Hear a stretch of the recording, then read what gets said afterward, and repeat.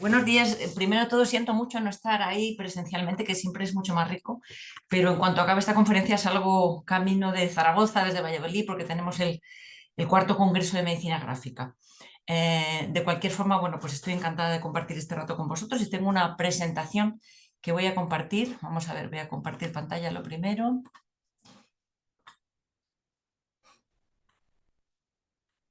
Vale, si alguien me confirma, sí se ve la pantalla, ¿verdad? Lo estoy viendo ahí. Vale, voy a ponerlo en modo presentación.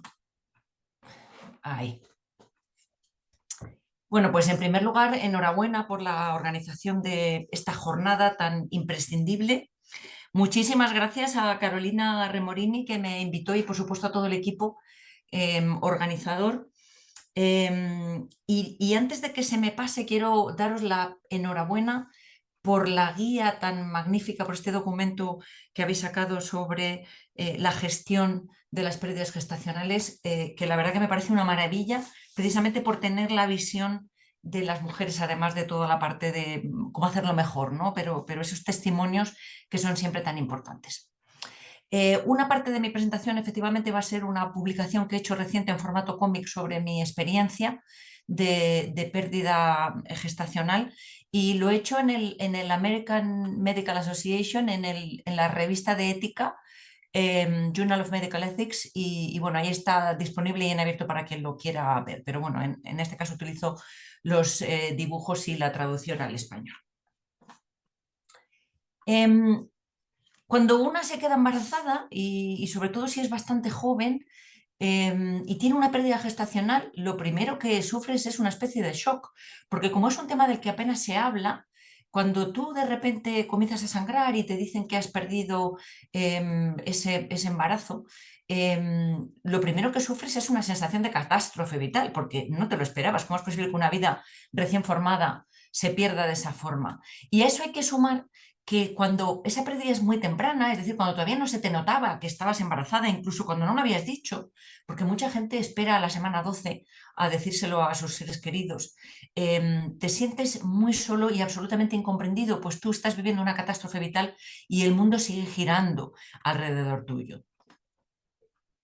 Lo cierto es que es un tema muy triste, es un tema muy difícil, y realmente sentarse delante de una audiencia a contar la experiencia y hablar del tema eh, me parece tremendamente difícil, y este tipo de presentaciones, que a mí me encanta hablar en público, son las que encuentro más complejas y también más emocionales, porque me ataña mucho a lo mío, ¿no? A lo privado. ¿Cómo he preparado la ponencia de hoy? Pues lo primero de todo, utilizando el material al que me dedico. Yo me dedico a la medicina gráfica. En la medicina gráfica está lo que yo creo, lo que yo produzco, digamos, pero también está el análisis del trabajo que hacen otros. Hay una serie de novelas gráficas creadas por personas que han pasado por este tipo de pérdidas, que antes ya eran creadores de cómic y después lo han contado, si bien a nivel personal, o de su mujer, de alguien muy querido. Entonces hay un material aquí imprescindible que realmente os recomiendo, y podéis verlo, ver los títulos en nuestra página web de Medicina Gráfica o en la Sociedad Española de Medicina Gráfica, donde reseñamos una novela gráfica cada semana, y entonces ya hemos reseñado varias que tocan este tema y os invito a verlo. Todo esto ha sido parte del material que yo he utilizado para esta ponencia. Pero como no puede ser de otra manera, he utilizado mi visión personal de la vida, y mi visión personal de la vida tiene dos partes, como para tanta gente, ¿no? Sobre todo en trabajos como el del profesional sanitario. Por una parte, mi visión como mujer, mi visión de persona que vive la vida y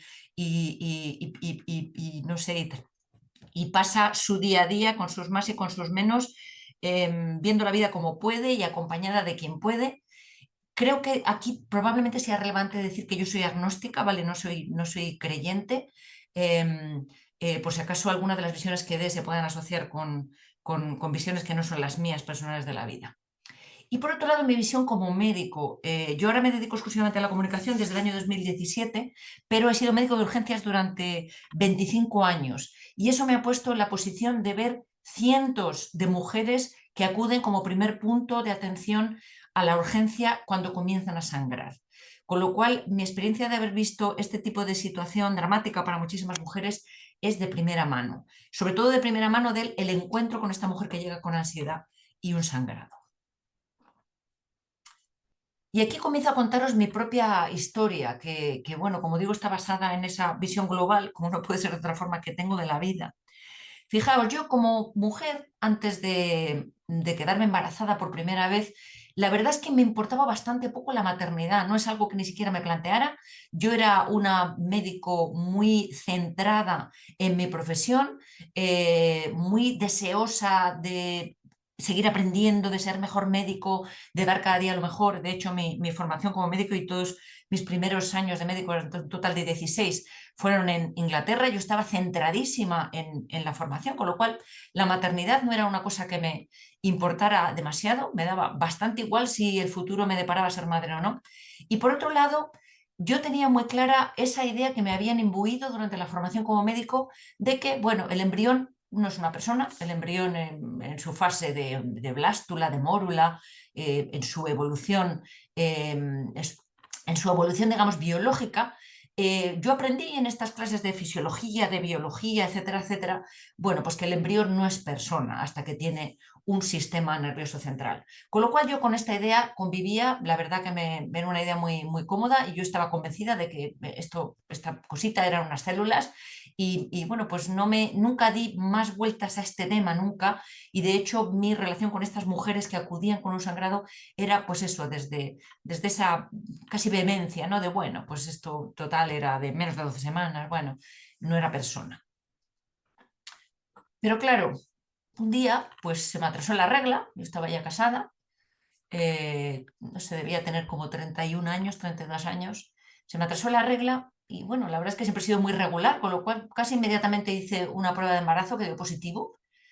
Eh, y ahí estaba, ¿no? Esa mórula, esa blástula, ese embrión, que es como llamamos a esa fase inicial, alojado en la pared de mi útero. Y bueno, pues mi mente de médico ya me debía decir bueno, que esto no era una persona, ¿no? Esto era una serie de células que estaban ahí alojadas en la pared de mi útero. Em, y bueno, pues esto era cómodo, ¿no? Digamos, esa preparación que yo tenía de que esto no era más que un puñado de células. Pero resultó que no. Yo esto no me lo esperaba, la verdad. Yo me sentí superada desde ese mismo momento en que hice una prueba de embarazo por un sentimiento arrollador de maternidad, una cosa absolutamente incontrolada y esa sensación profunda de que lo que yo esperaba no era una mórula, una blástula, no era un latido cardíaco, sino lo que yo esperaba era un hijo, que en mi cabeza inmediatamente tomó forma. En mi cabeza se convirtió en un ser precioso al que yo quería muchísimo, que era hasta olía bien. En mi cabeza era este bebé tierno, bonito, que de repente me llenó entera. Esa idea mía bueno, no me importa ser madre, y esa mía de, va, esto no es persona. Curiosamente, y para mí además que siempre he sido una persona como muy segura de mí misma, me llevó por delante. Pero, ¿qué es esto, no? ¿Cómo es posible? Porque la presencia para mí de esta persona en esas primeras semanas era absolutamente real.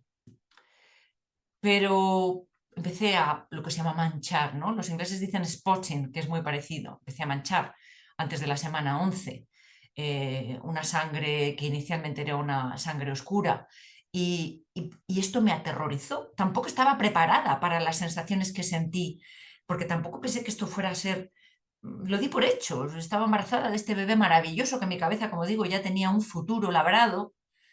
Esa sangre cada vez empezó a ser más roja, empezó a ser más virulenta. Según aumentaba el sangrado, iba desapareciendo en mi cabeza este precioso bebé que yo llevaba dentro. Y bueno, pues al final la regla se convirtió en una regla muy copiosa que vino acompañada de retortijones, de dolores y empecé a pasar una especie de coágulos. Y ahí sentí y además perdí, ¿no? Esa sensación que tienes de embarazo, que te notas diferente el pecho, que tenía además náuseas, todo desapareció. Y con ello desapareció la sensación de que estaba embarazada.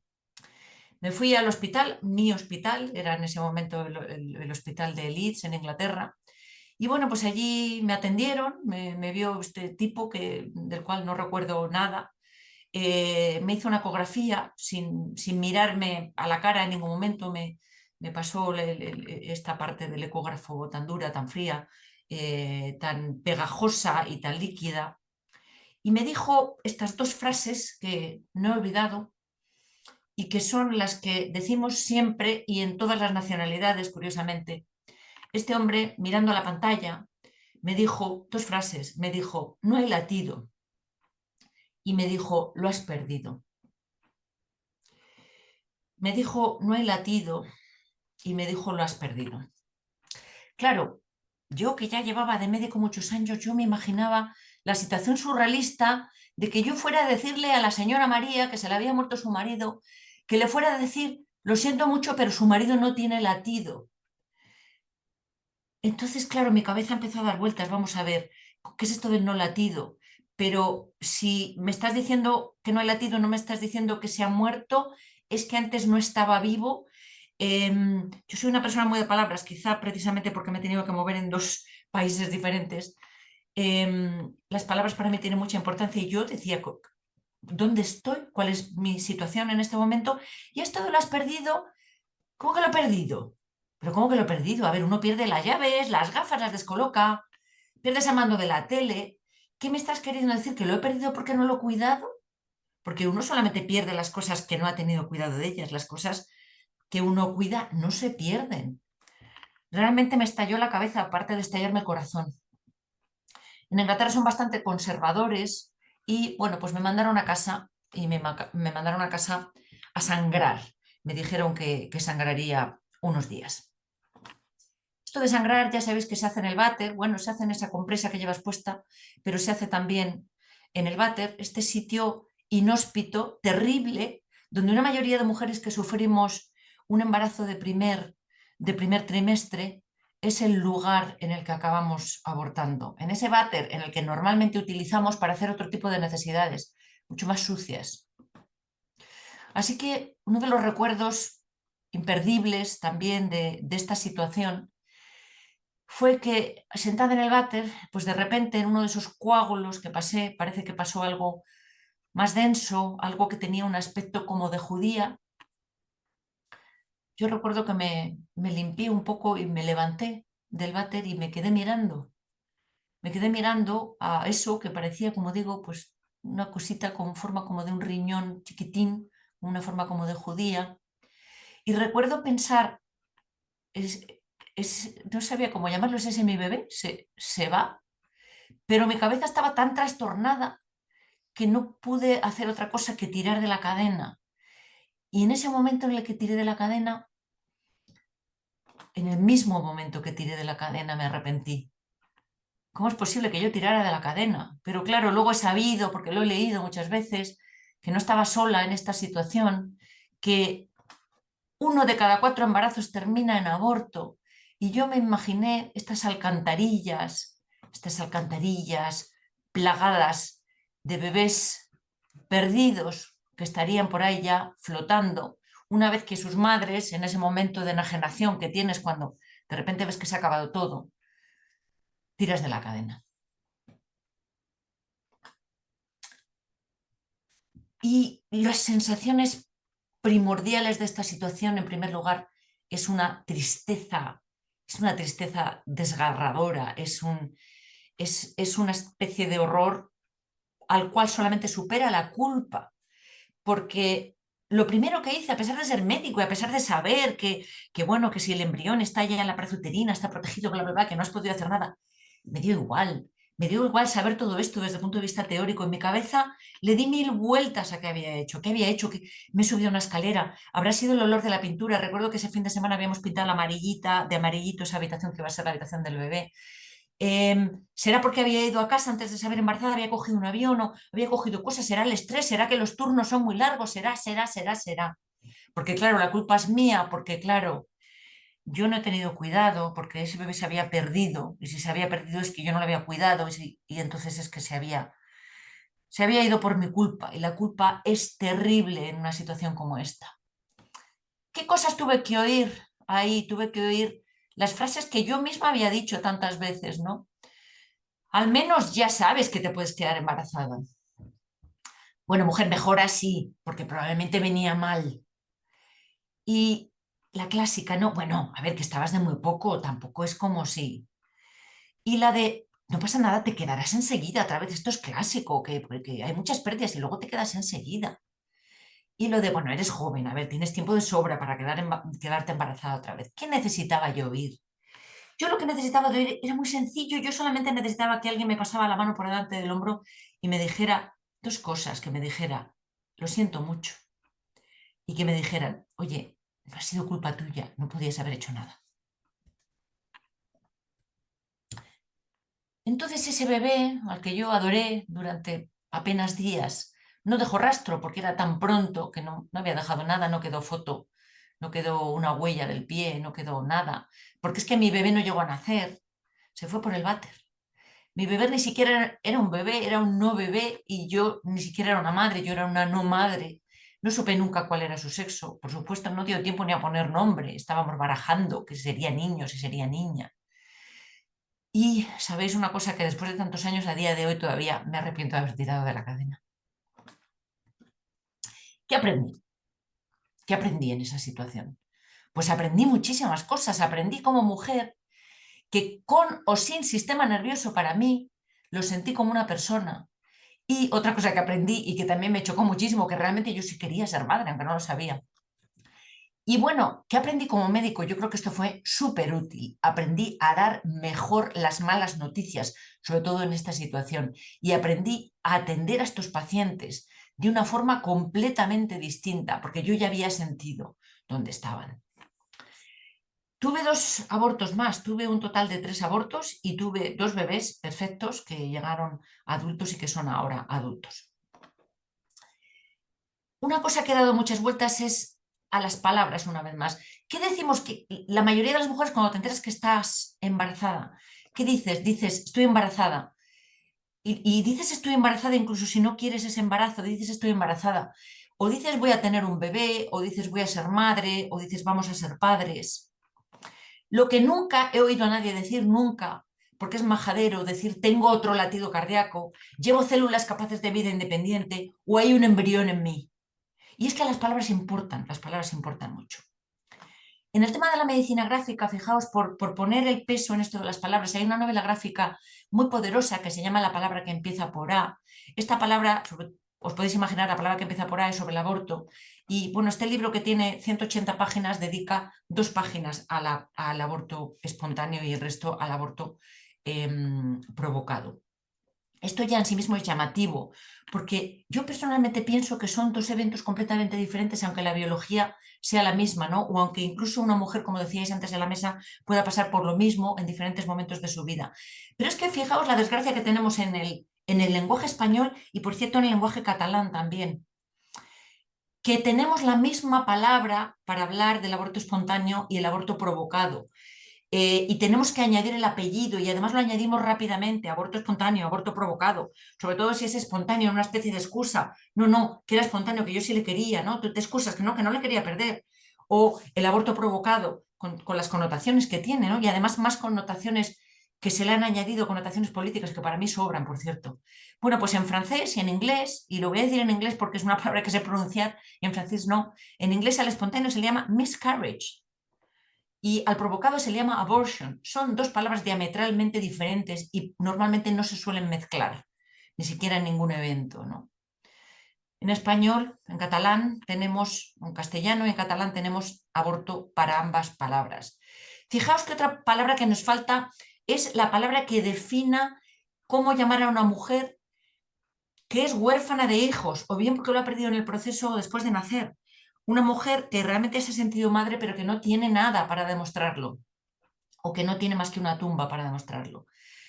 Porque hay un nuevo término que se está intentando empujar a la Real Academia de la Lengua, que es huérfila, que es huérfana de hijos. Y ojalá esto alguna vez exista, el poder describirte, porque esto realmente te define como persona, si has perdido un embarazo que querías o si has perdido a un hijo, huérfilo. Porque ¿en qué momento empezamos a querer a estos hijos? ¿En qué momento nos sentimos embarazadas? Rescato estas imágenes de Espuma, que es una novela gráfica maravillosa, muy potente, autobiográfica, de una pérdida, esta es una pérdida ya perinatal, pero me vale esta imagen porque dice, ella está ingresada, el embarazo viene muy mal, está ya al final, y ella le habla y le dice, resiste, ¿vale? Te queremos tanto ya. ¿En qué momento empezamos a querer a estos hijos futuros, estos hijos no nacidos, estas mórulas, estas blástulas, estos embriones, estos fetos, estos niños? Les podemos llamar como queramos, pero ¿cuándo empezamos a quererles? Fijaos, esta imagen de "Y si sale mal", también una novela gráfica poderosísima. Esto es una pareja en la cual el embarazo, en una segunda ecografía, se demuestra que el bebé tiene una hidrocefalia incompatible con la vida y les dicen que tienen que hacer un aborto terapéutico. Bueno, pues este es el momento en el que la mamá Bea, esta es una historia real, es una historia biográfica, ¿vale? La mamá Bea sale del cuarto de baño y le dice a su marido, creo que estoy embarazada, ¿veis que tiene la prueba de embarazo, la tiene en la mano? Dice el padre, ¿en serio? Y la madre, fijaos lo siguiente que hacen, se abrazan y dicen, enhorabuena mamá, enhorabuena papá. ¿Quién no ha llamado, no, a un hermano? Le ha dicho, hola tío, vas a ser tío, vas a ser abuelo. ¿Quién no se ha emocionado con las palabras? Inmediatamente. Hay una cosa muy interesante que quiero mencionar aquí, que hay una parte biológica que llevan muy pocos años investigando sobre ella, pero ya se sabe, ya hay suficiente evidencia científica para que haya publicaciones varias, incluso libros, que son los microquimerismos, el vínculo biológico que hay entre la madre y ese grupo de células, ese nuevo embarazo, que resulta que la madre recibe en todos sus órganos, incluido su cerebro, unas células que pertenecen al feto y que pertenecen inicialmente al feto, pero que quedan en la madre y son células madre fetales, que se llaman, bueno, el nombre científico es PAP, que son progenitores, bueno, progenitores células asociadas al embarazo en español, y que permanecen durante décadas y de alguna forma cambian la estructura y el funcionamiento de ese cerebro materno. Creo que esto también es importante recordarlo porque el vínculo es un vínculo no solamente emocional, sino que también es un vínculo biológico. Hay novelas gráficas preciosas que hablan de esta pérdida, ¿no? Y en la cual pues, se menciona con frecuencia la culpabilidad. Fijaos que en esta que se llama Bearing Witness, siendo testigos, la madre, mientras se toca esa tripa, dice que su vientre había sido un hogar. Ella se sentía como un hogar y sentía que el bebé estaba metido como dentro de un capullo, de una crisálida, y ella era responsable de esa bebé o de ese bebé. ¿Qué pasa? Que cuando eso se pierde, cuando se pierde ese embarazo, la sensación de culpabilidad es brutal. Volvemos a espuma. La mamá dice, lo siento, tendría que haberlo protegido, tendría que haberlo logrado. Le dice su compañera, basta, no tienes nada de culpa. En Gallina Clueca, donde la mamá atraviesa varios procesos de fertilización in vitro, lo mismo, la sensación de culpabilidad es brutal.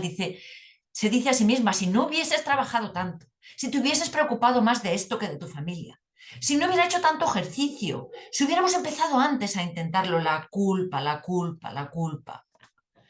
En The Facts of Life, que también es de fertilización in vitro, de estos ciclos tremendos, ¿no? Que acaban en aborto espontáneo, que son tan dolorosos.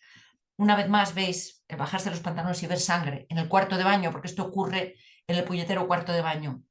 Ella se pregunta, ¿habrá alguna razón? ¿Podía haber hecho algo diferente? La culpa, la culpa, la culpa.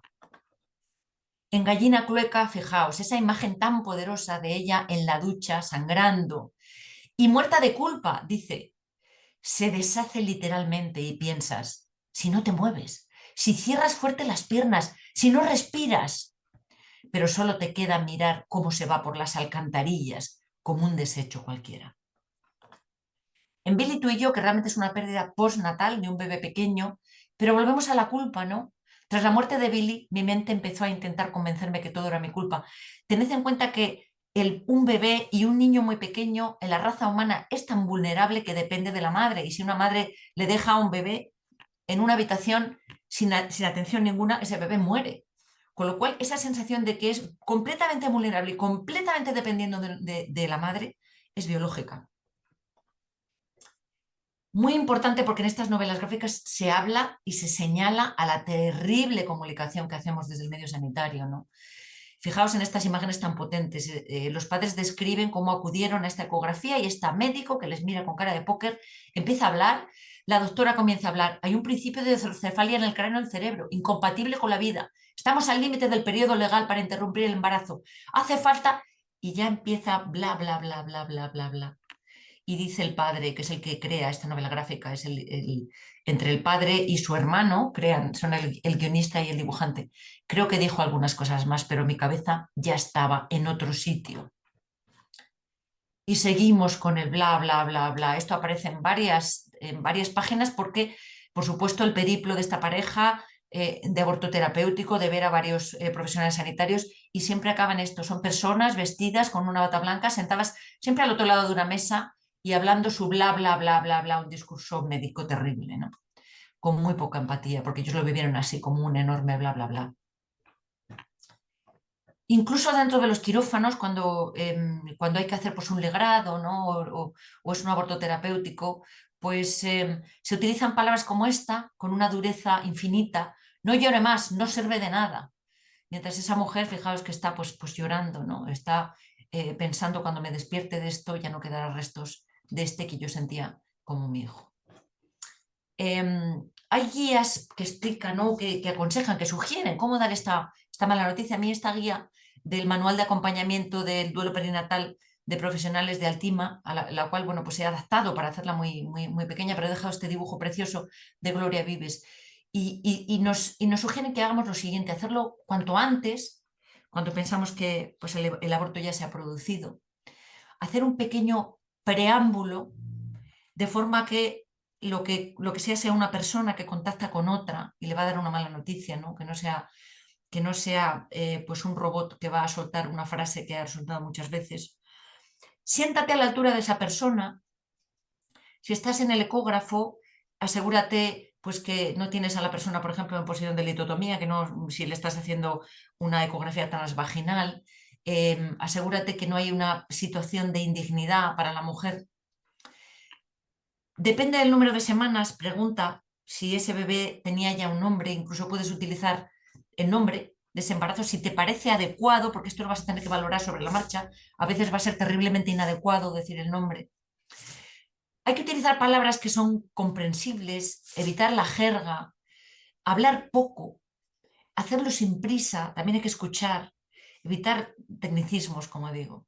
Hay que ser muy claro, hay que ser muy conciso, tiene que quedar muy claro qué es lo que has dicho, pero también hay que cuidar el tono de lo que dices, el ritmo de lo que dices. Si vas a utilizar las palabras muerte o fallecimiento, que como digo, dependiendo del número de semanas y de la disposición de esa madre, vas a tener que valorarlo sobre la marcha. Si utilizas la palabra muerte o fallecimiento, yo aconsejo desde luego utilizar la palabra muerte en vez de decir no he latido, pero hacerlo con infinita delicadeza. Por supuesto, no hay que dramatizar, pero tampoco hay que banalizar. Y asegúrate que hay un acompañamiento, que esa mujer no está sola cuando le das esa noticia. Si va a haber un legrado, si es un aborto terapéutico, por favor, hay que ser exquisitos en esos quirófanos, que ya parece como la normalidad que los quirófanos se llenen de gente. No perdamos de vista al padre, si el padre está en escena, ¿no? Para el padre la situación es mucho más complicada, porque el padre no ha sentido a ese bebé dentro, no ha sentido los síntomas de embarazo, pero no es un simple espectador. Hay que tener en cuenta, fijaos, en una goza en un descampat, que es una maravilla de novela gráfica, también de un aborto terapéutico, perdón, no es de un aborto terapéutico, es de un nacimiento y de una muerte perinatal. Dice el padre: es que para mí no existe, veo que tu barriga crece, pero no es tan real como lo sientes tú. O ni si salen mal, se lo dice el papá, se lo dice a un compañero de trabajo, que le dice, bueno, tampoco es para tanto, ¿no? Y él dice, yo intento pensar un poco así, pero para la madre no es tan fácil. Al final ella lo lleva dentro desde el segundo número 1. Las despedidas y los rituales hay que favorecerlos, porque cuando es una pérdida inicial, cuando es una pérdida de primer trimestre, no queda nada. Normalmente lo que queda es una ecografía y sin embargo tú sientes que ese bebé que anidó en tu vientre fue real, pero no tienes nada que lo demuestre. hay una sensación de culpabilidad, esto del váter o de no recoger los restos. Ni si sale mal, fíjate lo que dice la madre, dice, ni siquiera nos preocupamos por lo que hicieron con él después del quirófano. ¿Nos convierte esto en malos padres? Él dice, no cielo, pero en ese momento tú eras lo más importante. Pero eso va a quedar ahí y de eso se tienen que preocupar los profesionales sanitarios, de dar esa información, de favorecer. En esta otra novela gráfica que es abortado, fijaos, esto yo lo he encontrado que se mencionan varias, ¿no? Esto que se va por el váter y ella dice, pero tiré de la cadena, dice, tiré de la cadena, mi mano fue más rápida que mi cerebro. ¿Qué podía haber hecho? En The Facts of Life, que habla, pues eso, de varios ciclos de fertilización in vitro, la segunda vez que les pasa, estos padres ya están preparados y recogen, fijaos en la imagen, el papel higiénico.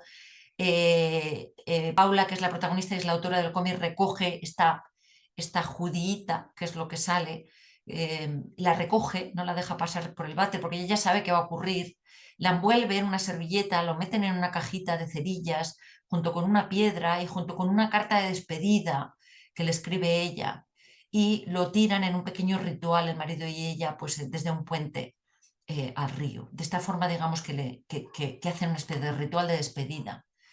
En Gallina Clueca dice, los entierros son símbolos de renacimiento, se le da algo a la tierra que transforma en una nueva forma de vida. Y dice la pareja, suena bonito, pero no tenemos nada que enterrar, esto hay que preverlo. Esto que es de una novela que yo estaba leyendo mientras preparaba esta presentación, que se titula Elogio de las manos, que os recomiendo, no tiene absolutamente nada que ver con esto, pero es una maravilla porque habla de cosas sencillas. Y dice esto, dice, los ritos nos vertebran y nos ponen en contacto con algo superior a nosotros, una estirpe, el tiempo, una cultura o la propia condición humana. En el acercamiento a la muerte es la vida lo que prospera. También hay que pensar en el después de un aborto, si has quedado ingresada, ¿dónde colocamos a esta mujer? Por favor, cuidado con ponerla en una sala donde hay madres recién paridas y bebés que lloran, porque eso realmente es una tortura. Eso yo realmente solamente lo puedo describir como una crueldad. Ese cuerpo se queda dañado física y emocionalmente. Dice en Gallina Clueca, vacía tu cuerpo de vida para llenarlo de pánico, impotencia y dolor, mucho dolor. Esto todo es el después. La tensión, la presión y el desgarro muchas veces separan las parejas. Esto también hay que tenerlo en cuenta por si hay una necesidad de apoyo. En Gallina Clueca, una vez más, fijaos cómo lo describen como esta distancia física entre ellas. Dice, era del tamaño de un grano de arroz, pero dejó el hueco de un agujero negro que nos absorbió. Y si sale mal, el autor crea esta metáfora de que de repente la cama se hace inmensa y el padre y la madre están cada uno a un borde lejano de la cama, ¿no?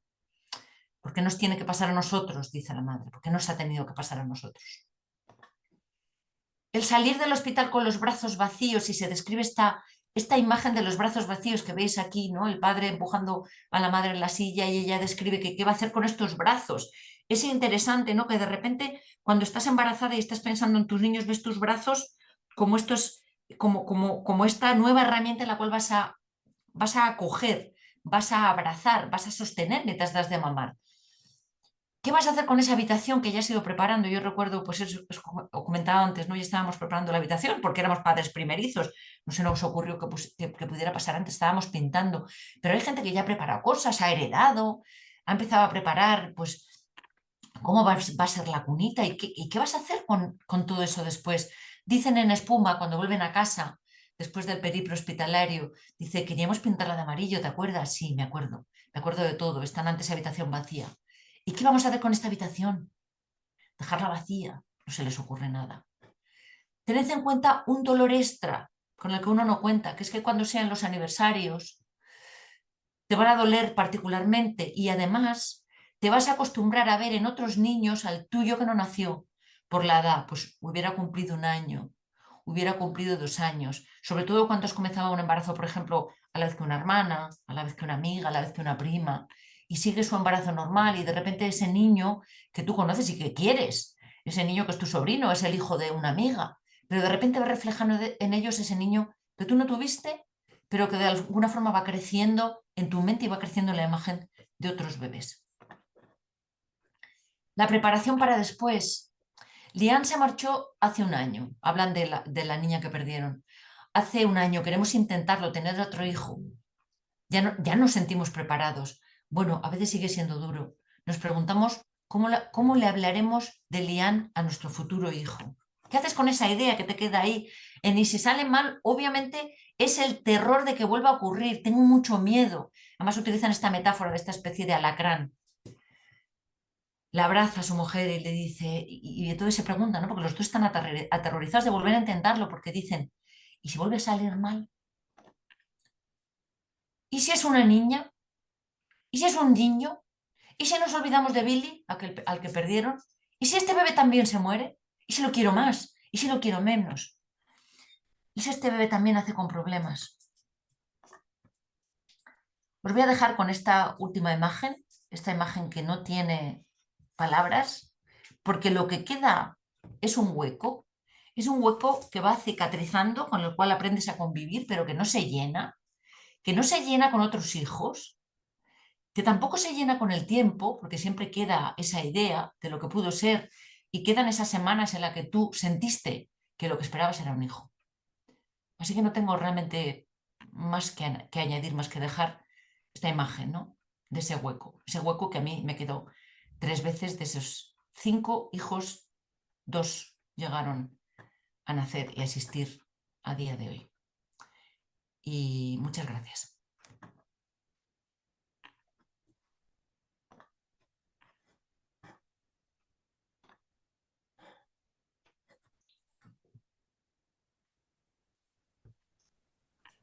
No os oigo.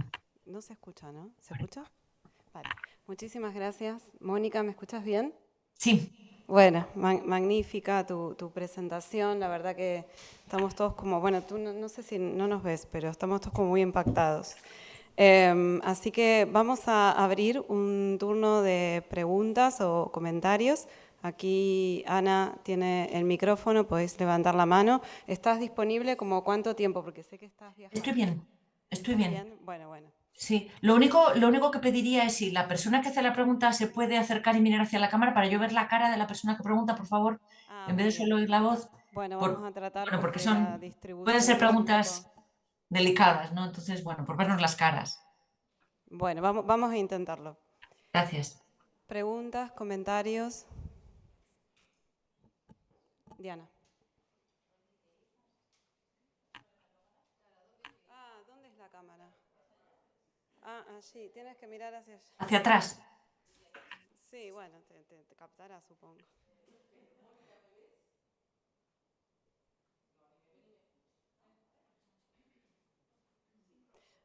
No te vamos a poder mostrar a las personas porque las cámaras están puestas en lugares un poco inconvenientes. No, pero yo la veo, yo la veo. Ah, ¿la ves? ¿La ves? Ah, Yo la bueno. veo ahí delante, cerquita tuyo, la estoy viendo.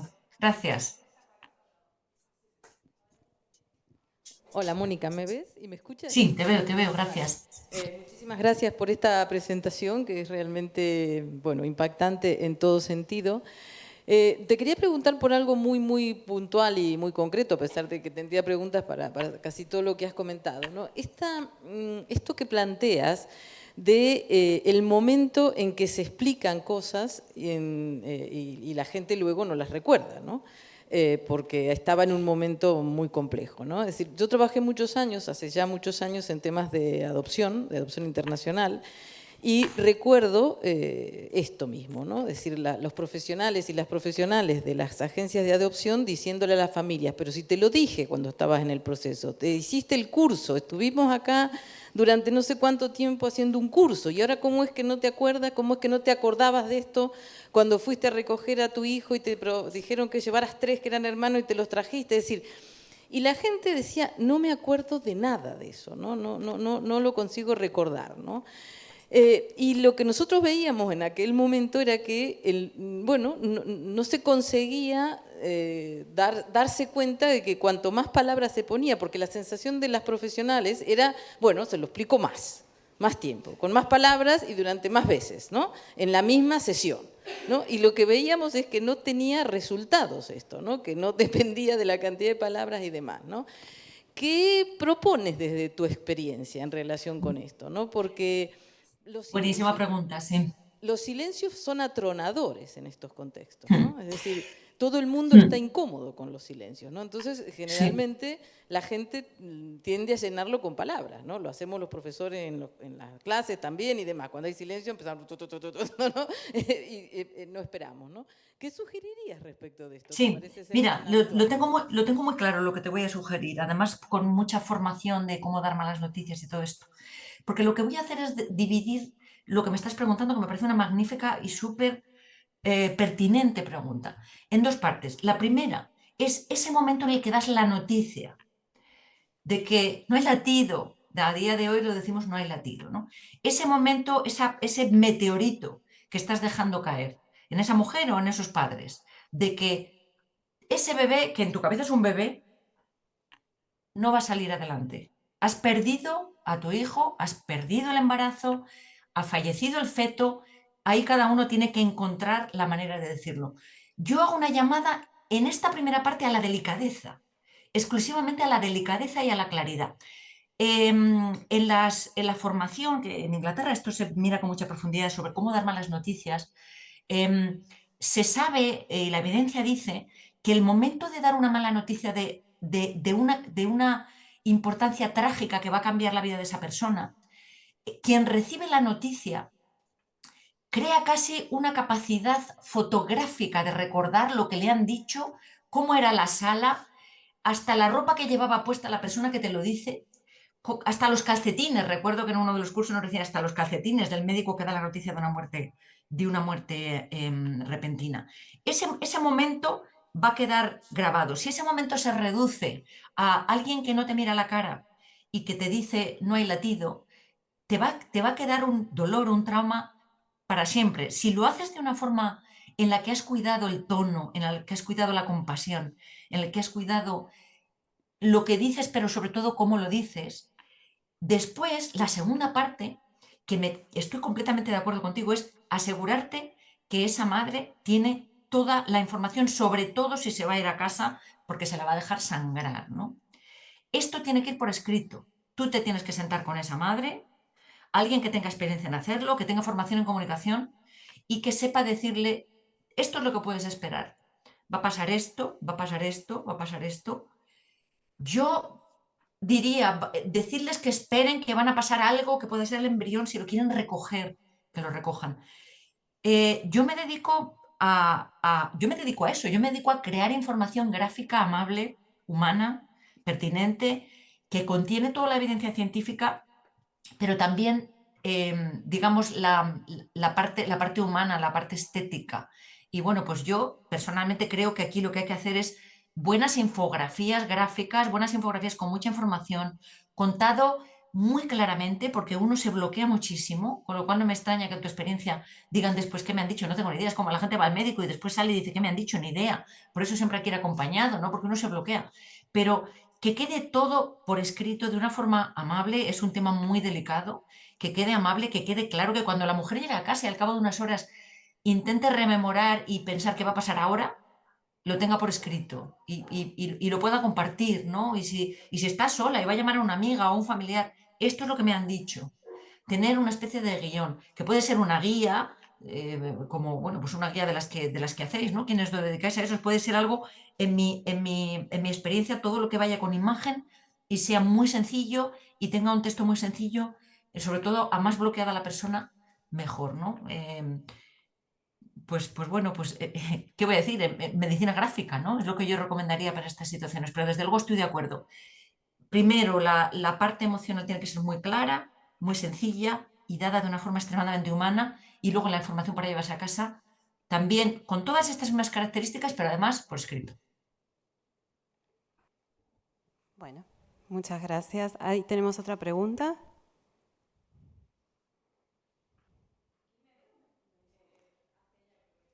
Claro, porque hay Mónica, ¿me ves? Sí, te veo, gracias, sí. Hola, soy Pilar, soy psicóloga, tenemos algunos amigos en común.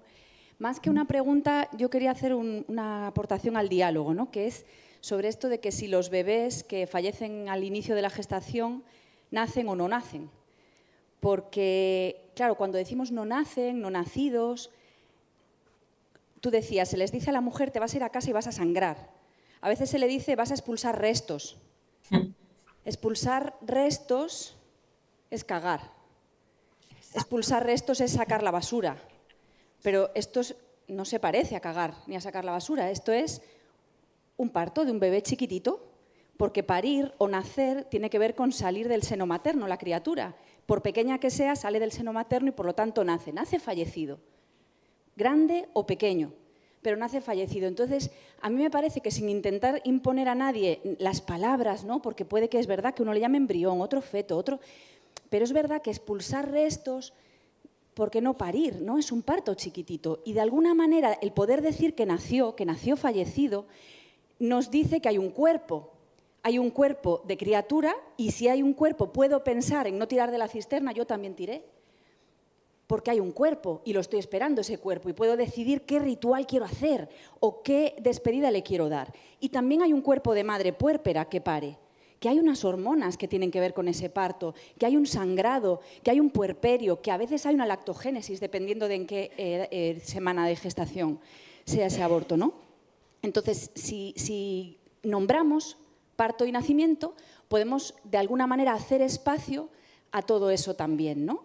Entonces, bueno, pues por dialogarlo. Yo lo he hablado con algunos obstetras también y me decían, pues es que si yo le dije a una mujer, le dije a una mujer que iba a expulsar, a sangrar o algo así, se fue al trabajo.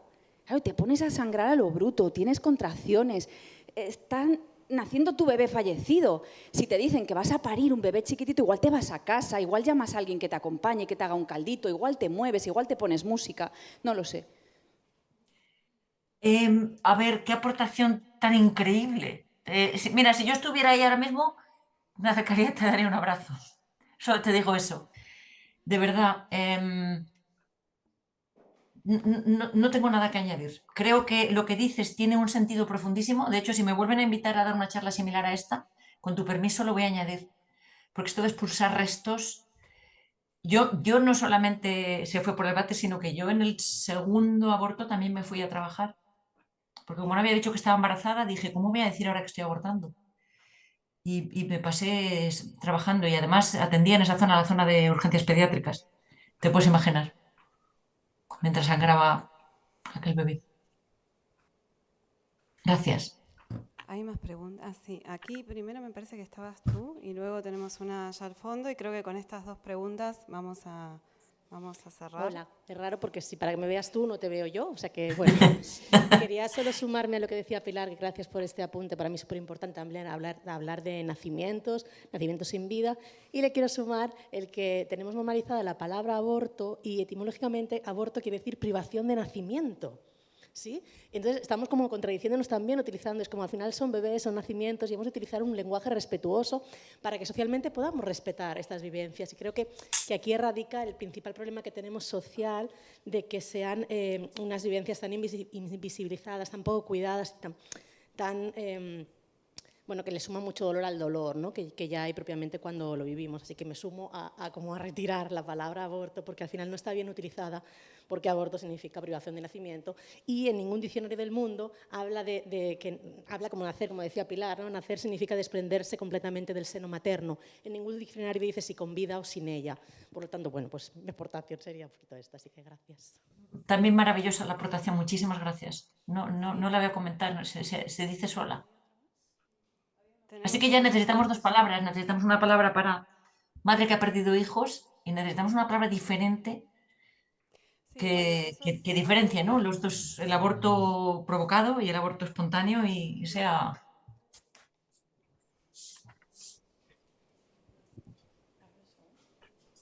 Perdón, y con lo de madre que también apuntabas, yo sé que la palabra huérfila estaba como, se quería como instaurar, ¿no? Para definir, yo entiendo que que como madre, que también he tenido una hija que ha muerto, tengo que decir que tengo una hija que ha muerto, ¿no? Y sé que es largo. Y hay una frase de la Alberta Espinosa en el libro que es Brújulas que buscan sonrisas perdidas, que ha dado siempre respuesta a esta pregunta que yo es como, bueno, necesitamos una palabra, ¿no? Para definir todo esto. Y él dice, siempre he odiado eso que dicen de que no hay una palabra que define a unos padres que han perdido un hijo. Y es que las palabras siguen siendo padre y madre. Este estatus no se pierde nunca. Así que, bueno, para mí las palabras serían estas y no habría que buscar como una nueva. Gracias. Muy bonito. Gracias. Hola, buenos días a todos. Bueno, ¿me pongo de pie? Sí, no te veo, porfa. Si te sales al pasillo, desde el pasillo te veo. Que me parece importante veros la cara. ¿Sí? ¿Aquí? Que conste que esto no lo hago nunca. Esto es señal de que esta reunión que habéis organizado es muy diferente a cualquier cosa. Ahí te veo fenomenal, gracias, sí. Bueno, yo soy Yolanda, soy enfermera del Hospital Clínico y vengo acompañada de aquí de mis compañeras, creo que hablo en nombre de todas. Y bueno, es una aportación. Nosotros tenemos mucha experiencia en procesos de interrupción. Somos centro de referencia en procesos de interrupción legal de la gestación, de las 12 semanas a gestaciones a término. Entonces, hace un año hicimos un estudio prospectivo donde el objetivo era la gestión emocional de las familias independientemente de la edad gestacional.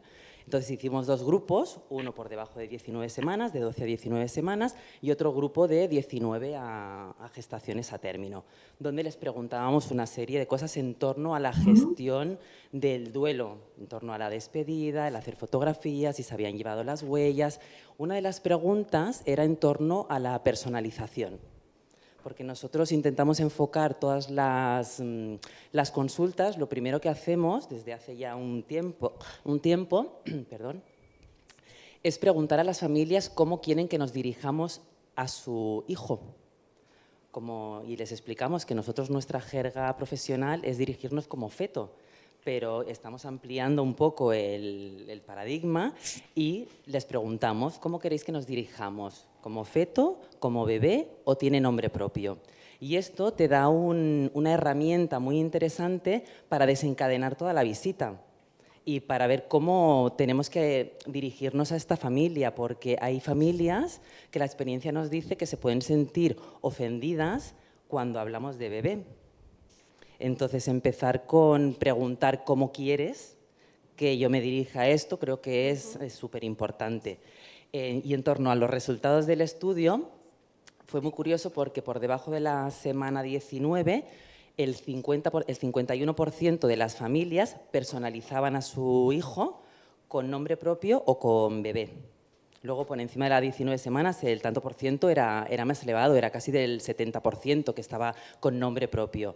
Pero nos llamó mucho la atención, en contra de lo que nosotros creíamos, que por debajo de la semana 19, el 50% quieren que nos dirijamos como bebé o tenían nombre propio.